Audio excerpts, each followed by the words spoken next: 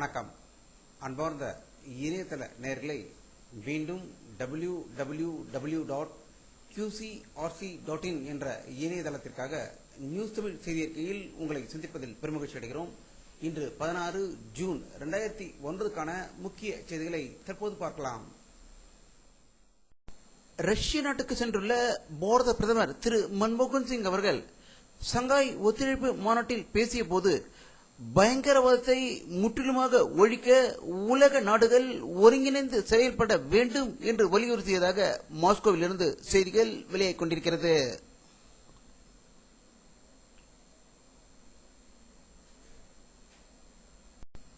பாரத பிரதமர் திரு மன்மோகன் சிங் அவர்கள் தன்னுடைய ரஷ்ய பயணத்தின் போது துருக்கிஸ்தான் அதிபர், ஈரானிய அதிபர், உஸ்பெக் அதிபர் ஆகியோரிடம் இருநாட்டு உறவுகள் பற்றி பேசியதாக மாஸ்கோவில் இருந்து தகவல்கள் வெளியாகிக் கொண்டிருக்கிறது.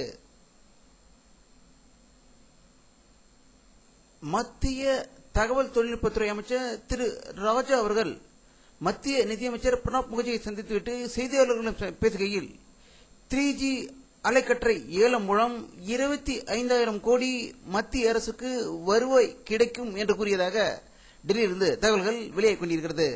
இதை பற்றி அரசியல் வல்லுநரும் கருத்து கேட்டபோது 2Gயில் ஸ்பெக்ட்ரம் ஊழல் 60,000 கோடி என்று செய்திகள் வெளியாகியிருந்தது. ஆனால் 3Gயில் 25,000 கோடி மத்திய அரசுக்கு வரும் என்று கூறுவதால் எது உண்மை என்று தெரியவில்லை என்று கருத்து வெளியிட்டிருக்கிறார்கள்.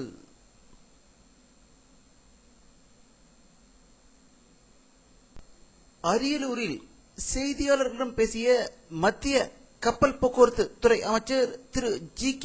வாசன் அவர்கள் சேது சமுத்திர திட்டத்தை எதிர்ப்பதால் அதிமுக கூட்டணி பாராளுமன்ற தேர்தலில் படுதோல்விக்கு காரணம் என்று கூறியதாக தகவல்கள் வெளியாகிக் கொண்டிருக்கிறது.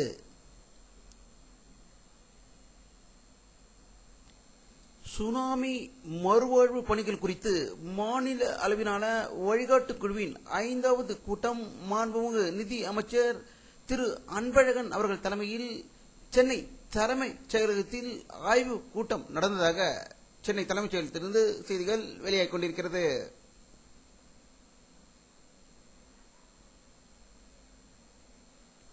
மதுரை கருப்பு யுவராணி பகுதியில் 15 டிஃபன் பாக்ஸ் குண்டுகள் கண்டுபிடிக்கப்பட்டது. அந்த டிஃபன் பாக்ஸ் குண்டுகளை போலீசார் செயலிழக்க செய்து வெடிக்க செய்ததில் பயங்கர சத்தத்துடன் அது வெடித்ததாகவும் அவை தீவிரவாதிகளால் பதுக்கி வைக்கப்பட்டதா என்ற பல கோணங்களில் போலீசார் விசாரித்து வருவதாக மதுரையிலிருந்து ஒரு அதிர்ச்சி தகவல் வந்து கொண்டிருக்கிறது.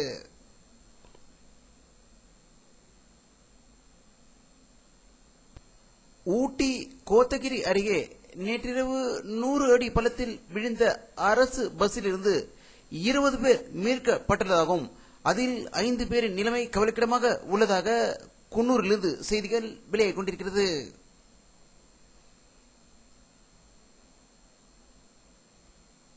பாரதிய ஜனதா கட்சியின் மூத்த தலைவர் சுஷ்மா ஸ்வராஜ் நேற்று வெளியிட்டுள்ள செய்தியில் பாரதிய ஜனதா கட்சிக்குள் எரிமலை குழம்பு குழப்பிக் கொண்டிருக்கிறது என்றும் அது என்றும் வெடிக்கலாம் என்று கூறியிருந்தார். அதேபோல் இன்று பாரதிய ஜனதா கட்சியின் மூத்த தலைவர் அருண் ஜேட்லி தனது கட்சியின் பொதுச் செயலாளர் பதவியிலிருந்து ராஜினாமா செய்ததாக தகவல்கள் வெளியாகிக் கொண்டிருக்கிறது.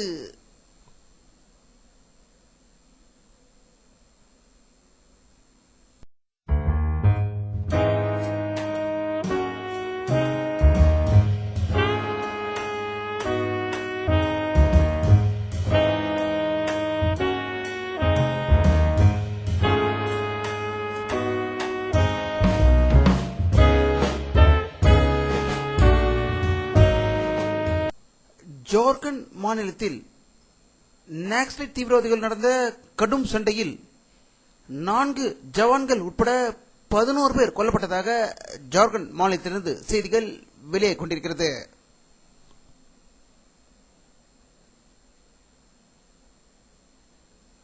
மேற்கு வங்க மாநிலம் தனம்பூர் கிராமத்தில் நக்சலைட்டை சேர்ந்த 3 தொண்டர்கள் அடித்து கொல்லப்பட்டதால் அந்த கிராமத்தில் உள்ள நக்சலைட்டுகள் மார்க்சிஸ்ட் கம்யூனிஸ்டின் அலுவலகத்தை அடித்து நொறுக்கியதாகவும் தீயிட்டு கொளுத்தியதாகவும் அங்குள்ள பழங்குடி இன பெண்களும் ஒன்று சேர்ந்து மார்க்சிஸ்ட் அலுவலகத்தை தாக்கியதால் பெரும் பரபரப்பு நிலவிக் கொண்டிருப்பதாக தகவல்கள் வெளியாகிக் கொண்டிருக்கிறது.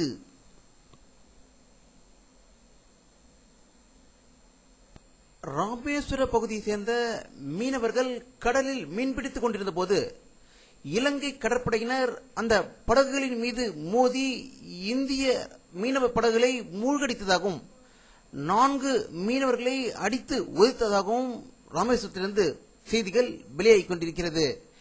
இதை பற்றி நாம் முன்பே கூறியிருந்தோம். இந்திய அரசு கடற்படை இருக்கிறதா, செயல்படுகிறதா என்ற கேள்வி எழுப்பினார்கள் நம்முடைய அரசியல் வல்லுநர்கள். இதை பற்றி இதற்கு மேல் இந்திய அரசிடம் புகார் கூறலாமா, இல்லாவிடில் தமிழகத்தில் இருக்கும் அமெரிக்க தூதரகத்துக்கு புகார் கொடுக்கலாமா என்று அரசியல் வல்லுநர்கள் கருத்து வெளியிட்டிருக்கிறார்கள்.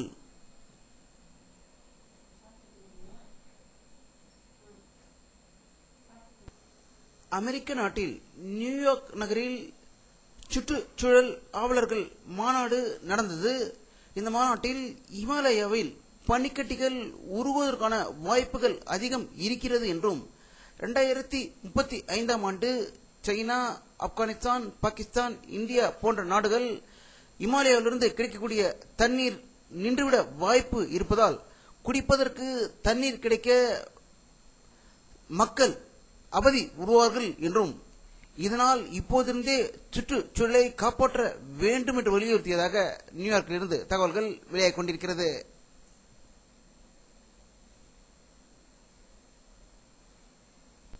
வானிலை அறிக்கை 16 ஜூன் 2009 பிற்பகல் 1 மணி எடுக்கப்பட்ட சேட்டலைட் புகைப்படத்தை தற்போது பார்த்துக் கொண்டிருக்கிறீர்கள். தமிழகத்தில் மேகமூட்டம் எதுவும் தெரியவில்லை. இன்றும் வெயிலின் தாக்கம் அதிகம் இருந்ததாகவே தகவல்கள் வெளியாகிக் கொண்டிருக்கிறது. வங்காள விரிகுடாவில் அதிக மேகமூட்டங்கள் தென்படுகின்றன. அவை புயலாக மாறுமா என்பது அடுத்த 24 மணி நேரத்தில் தெரிந்துவிடும்.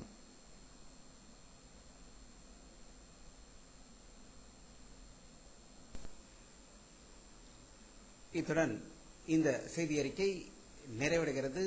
மீண்டும் நியூஸ் தமிழ் செய்தி அறிக்கையில் உங்களை சந்திக்கும் வரை உங்களிடமிருந்து விடைபெறுவது உங்கள் கே பாலாஜி.